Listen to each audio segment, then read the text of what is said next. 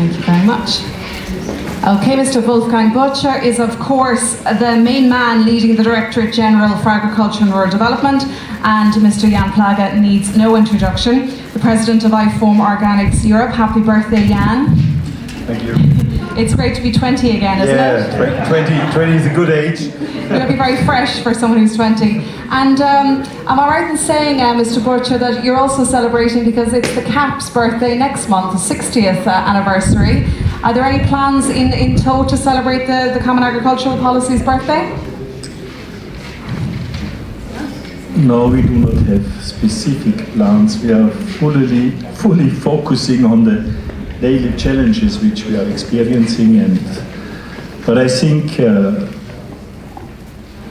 it's well worth to remember the 60 years birthday, because I think agriculture still contributes to the main objectives. If you look at the founding treaty, it's about farm income, about food security, and about affordable prices. Now, we do not deliver on all these things. These very days, the affordability of prices are a big issue. But I think in terms of farmers' income and food security, we deliver. And this was not always evident, and in the mindset of people that global food security and food security in Europe is so important and is not self-evident. Okay. Well, as you say, there are topics that have come up during the course of today, but let's bring it back now to the topic and the theme of this conference. The idea of reaching that target, that elusive target of 25% of organic farming by 2030. You've heard the different contributions. You've heard, if you were in the room earlier on, Mr. Timmermans spoke quite passionately about reaching that target.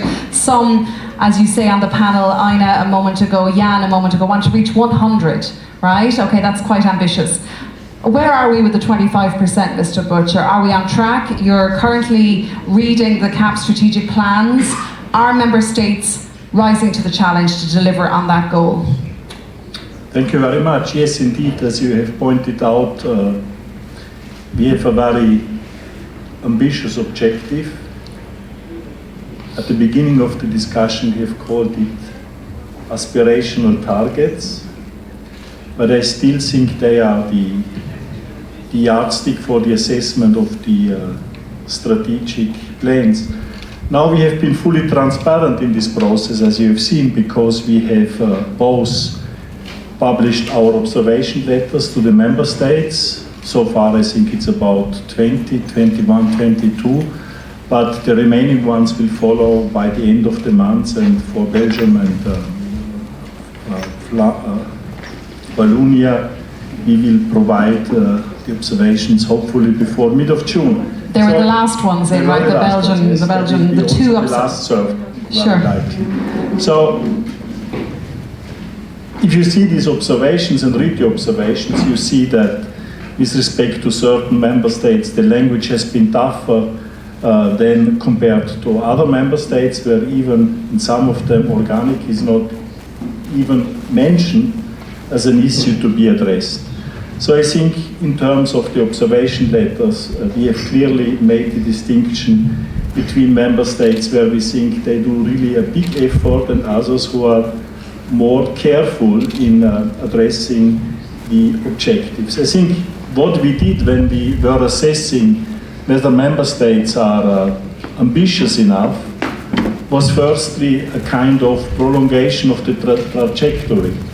If you see the developments in the years 2014 to 2018, you see an increase across many member states. And I think the first exercise is, where should these countries end up if the present trends are to be pursued? So I think one parameter for assessment was that the national targets should at least follow this trajectory. And the second issue, I think, which we have looked at in this context was, one thing is to provide ambitious national values, but then not accompany these values by appropriate budgets. So you can go for 30% organic farming, but if you only provide €1, there is probably a mismatch in that respect. So I think that was a second parameter which we have looked at. So again, I think we have been ambitious, in particular when it comes to those member states who really, according to our assessment, do not make big efforts. There are member states who are today at 1 or 2% of their land managed by through organic farming, and we clearly consider that they have to improve. Sure. So where do we stand? I think we are still negotiating, so it is very difficult to make a final analysis where we will end up with respect to this 25%.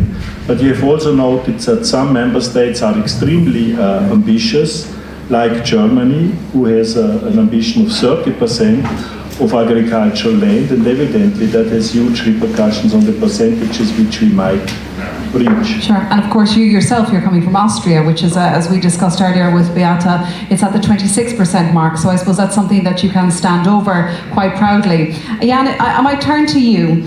What's your impression about the debate? Wolfgang Burtscher has just outlined a sort of a tour d'horizon of where we're at with the CAP strategic plans. You and your team, you and your members, what's your impression of where member states are going towards this target? Yeah, first we have to recognize that the 25% target was very important, or is very important. It was a right decision of the European Commission to set a clear figure, to set a clear target. Because if we don't have such a target of 25% organic managed land by 2030, we especially now in this new crisis after Corona, we have this new crisis, new discussions, and politicians forget very quick what they have been saying before the last year, that, or even if they change the room, sometimes they forget what they have said in another room and what they have promised. And observing many CAP reforms, many programs, promises in the last 20, 30 years, we have seen, yeah, organic's okay, you're okay, and your market niche, and if the consumer wants to buy organic, they should, and we will support you. And then the focus of the national agricultural policy, or even of decisions here made on a European level, has very quick lost their focus. So this situation has changed, even if we, our members, are not satisfied with many CAP strategic plans which are presented to the European Commission, but the farm to fork strategy and the 25% target has changed something. Mm-hmm. And what we and for that we have to thank the European Commission and all the people who worked on the farm to fork strategy and which support the strategy even in tough times, what we have heard from Franz Timmermans before. On details, if we read the strategic plans and if we read the reactions of the European Commissions, there is there's light and shadows, and so what we see there are ambitious targets, but in most or in many member states, what Wolfgang said, there's not a clear calculation, a clear link between the ambition, what was written, the measures, and the budgets. So sure. Even there's a lack of coherence there. Yeah, there's no coherence, or there's not enough coherence. But again, this is now the opportunity of the Commission now to say, okay, we have this target, you made this target, even to my government at home, to the German government. They can now say, you want to reach 30% by 27. You have a budget just to reach 15 or 16%. So that's where the observation letters come in then, Wolfgang, somehow right? you have to speed up. Sure. Or look at France. I mean, France was a very successful member state in the past years, but they presented a strategic plan where they completely forgotten to support the organic farmers to maintain organic. I mean, how shall it work? We always discuss that not the absolute premium is relevant for a farmer, but if he has a relative advantage, an economic advantage to fulfill all these rules for environment, for animal welfare, etc., if he does all these things for our common goods, then he has to be remunerated. Mm-hmm, mm-hmm. And France has presented a real bad example, not remunerating all the efforts the organic farmers in France deliver. I recall the discussion, of course, in ComAgri between our friend Martin Häusling and the Minister of the day, Julien de Normandie, in the ComAgri meeting when there was a little bit of fracas between the two, if I recall correctly. Welcome, Martin. Following on from the discussion earlier on, the panel discussion, and Nathalie eloquently described this idea of the Sustainable Food Systems Law, this framework idea. How do you see the organic sector fitting in within that broader horizontal framework going forward? Yeah, the organic sector here, the few who could be here in Brussels today and celebrate this anniversary, and all this couple of 100,000 operators and farmers everywhere in Europe, they are not. The first question of them is not how can we prove and measure sustainability on a scientific level. The first question is how can we improve our methods under our principles and rules. The approach the DG Sante presented, and which is discussed already since a couple of years, is to have a scientific approach how to measure sustainability. And if we were a Congress of Scientists on sustainability, we can discuss not only tonight, we can discuss weeks and months, and we get different opinions and we get different research stages, different concepts how to measure sustainability. I did it myself for more than 10 years on farms with our team institute, and I think we spent more than 10 million euro on pilot farms just to measure climate sustainability on farms, and we collected quite a lot of data. Mm-hmm. So what I want to say is, it is fully important and okay from a scientific point of view to get more data and to further develop a concept. But if you want to now to introduce a framework for sustainability food label systems, especially when you ignore all the efforts the organic sector made the last 50 years in Europe to not to develop a scientific system, but to develop a practical system under sustainable principles, then you do a huge mistake. A huge mistake, ignoring a whole sector of 100,000 of entrepreneurs and farmers. So the risk the European Commission has to reflect with this framework is the food sector the first or the most important sector now to introduce new label frameworks. Okay, well, as you say, it's work in progress, as Nathalie said. We're running out of time already, but Wolfgang, if I might turn to you, how confident are you then going forward that we will reach this 25% organic target? And considering, as I say, this different starting points, and that was raised during our panel discussion there, the different starting points between member states. So in terms of, I mean, it's DG Agri that's driving this, as opposed to DG Sante that's driving the farm to fork strategy per se. So sort of what's your final word, and then I'll give the floor to Aina. I think as I've indicated, 25% are an aspirational goals, and through all the instruments which we have developed in the action plan regarding the support of organic farming, we hope that we really approach these targets. You have seen, and I do not repeat the key elements of the organic action plan, but it's demand driven. And if I look at some results of a very recent Eurobarometer, it's still not published yet, so it's raw data.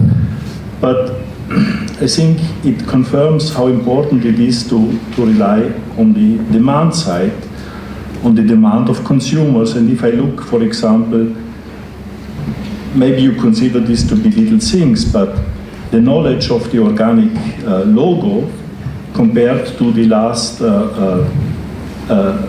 Barometer in 2020 has increased by 5%. So 61% of European consumers, and this was at least 26,000 people that have been asked, know the logo. So as you say, there's an increase in awareness there among Exactly, consumers. and they also know, if you ask another question, are they able to judge what it means to be organic in terms of sustainability at the end, pesticides, fertilizers, antibiotics. They know the value of organic farming. So I think the demand side, we are on the right track. Another key element is evidently the public support. This is the discussion which we lead now in the context of the strategic plans. Is there enough, not enough public support? And then always also in the context of organic, and it's good that Mr. Häusling is here, and is also about facilitating the access to organic farming, and this is why I should have done it at the beginning. I really would like to congratulate you to your 20 years. You are a very important partner for us, because from time to time, in German you would say, ziehen Sie uns an den Ohren.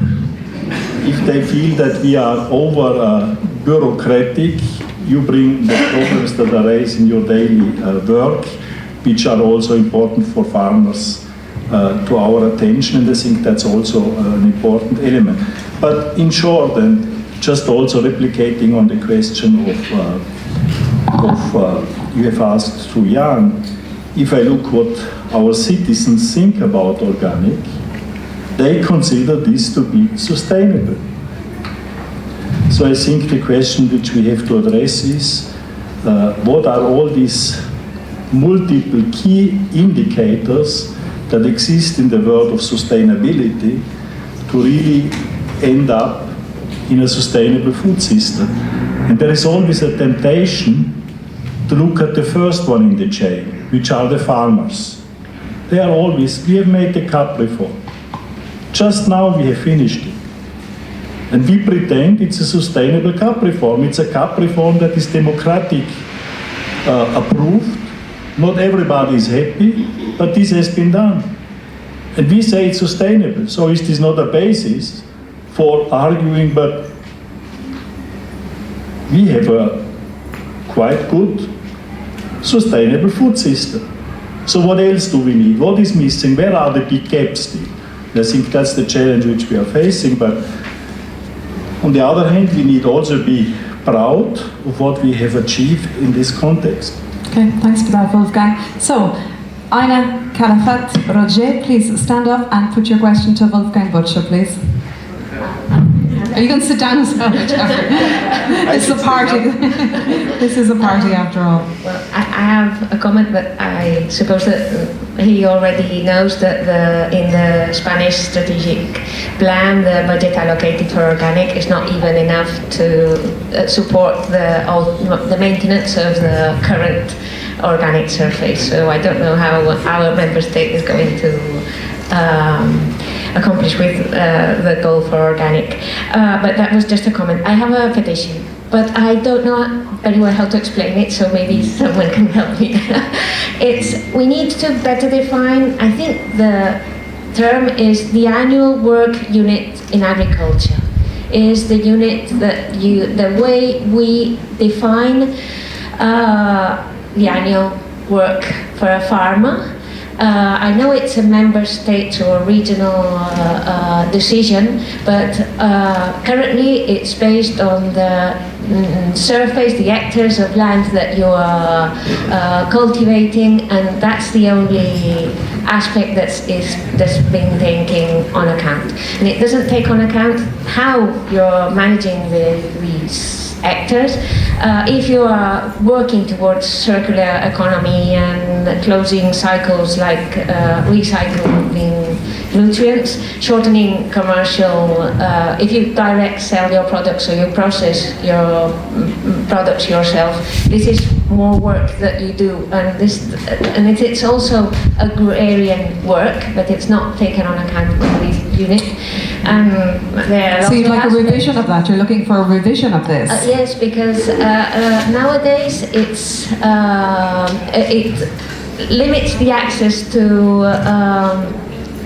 CAP rights and also to measures in the CAP, and also to other permits or from the local administrations, because it's only based on the surface. So maybe this could help walking towards social and economic and environmental Okay, sustainability. thanks for that, Ina. I get where you're going there. So it's sort of a revision of the rules so that farmers can access the subsidies, can access entitlements, and access the permits, as Ina said. Wolfgang, do you have a response on that? You understood the question? Yes, I did. But I think this is a very basic question that you are raising indeed. It's not an innocent question you are raising. I'm as you have pointed out, I'm coming from Austria. And we have always had a fight in our country between the hurdle power and the kernel power. Those who are taking care of livestock and those who are taking care of cereals. And there was always the feeling of the livestock farmers that they are working much more, that they are very busy compared to cereal farmers. But the money goes to the hectares, in fact. Now we have tried all kinds of things in the past. We have linked our agricultural funding to the output, to the result.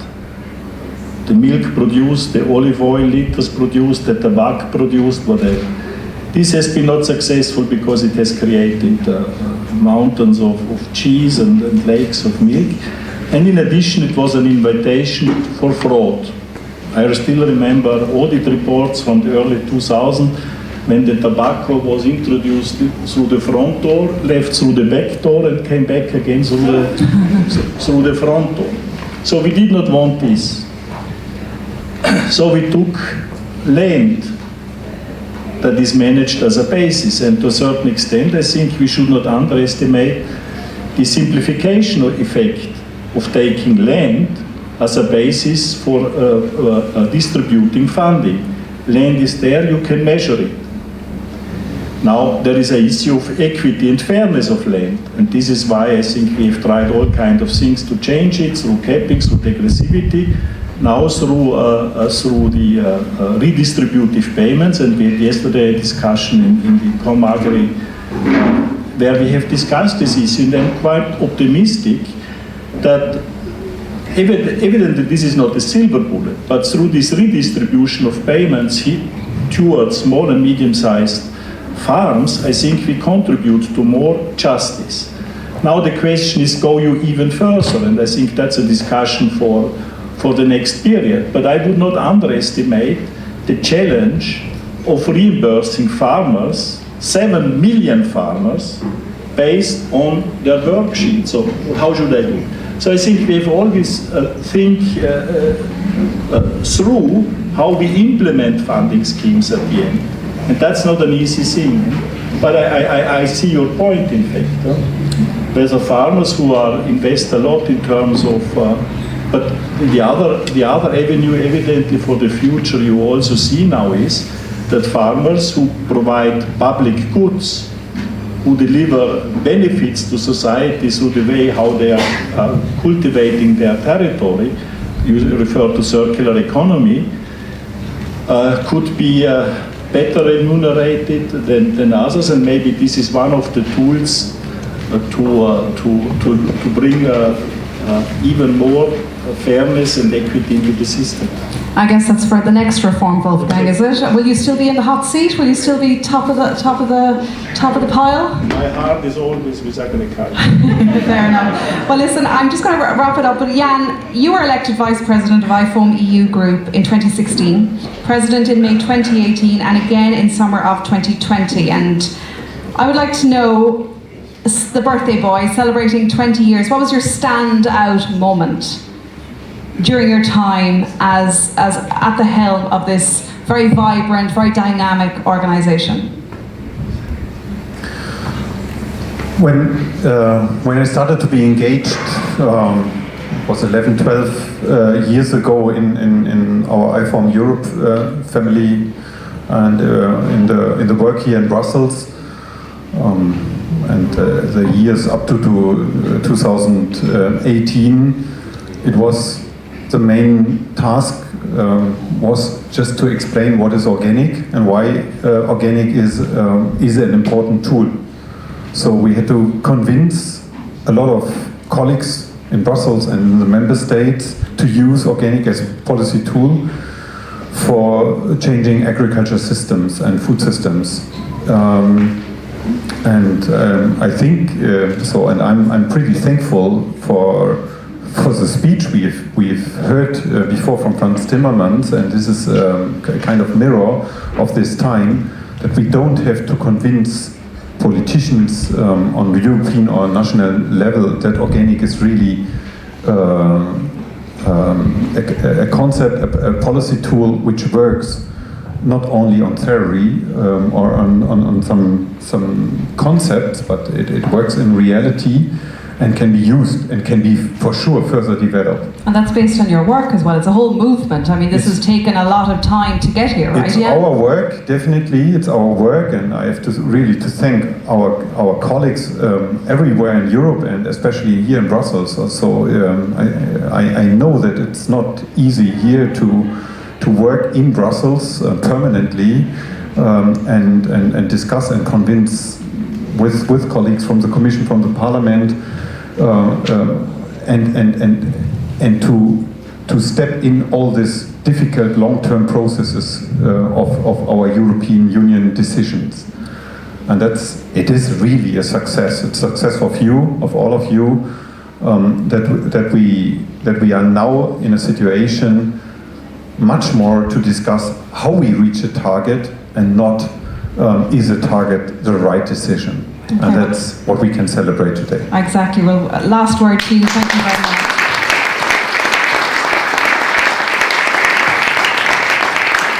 Allow me to thank the two speakers, Mr. Jan Plagge and Mr. Wolfgang Burtscher. We look forward to hearing about the future, right about this daily. I will have to go back now to the office to go to press. Ladies and gentlemen, I hope you enjoyed what we'll call the formal part of this evening's event. I'm now going to hand the floor over to the very capable Eduardo to continue with the award ceremony. Wishing you all a very happy 20th birthday, to be 20 again, and I really hope you enjoy this evening's celebration. Much, all my best wishes, and until the next time, take care.